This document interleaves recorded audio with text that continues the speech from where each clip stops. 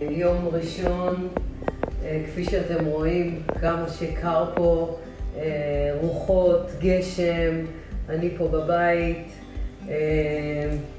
הנה, תראו מה זה מזג אוויר. חורפי. נכנס הביתה!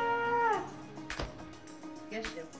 על הפרקט, על החימום, אבל לא קורה כלום. אז רק רציתי להגיד לכם תודה רבה. חם בבית, לא הייתם מוצאים אותי בשנים קודמות.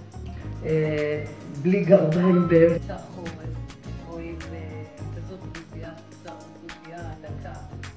אני תמיד, עם כל מי שמכיר אותי, תמיד עם מעילים עליי, וגם בבית, גם כשהמזגן עובד, גם כשתנור עובד, גם כשעובד בפזר חום. כיף לא נורמלי, החימום שלכם עובד פצצה.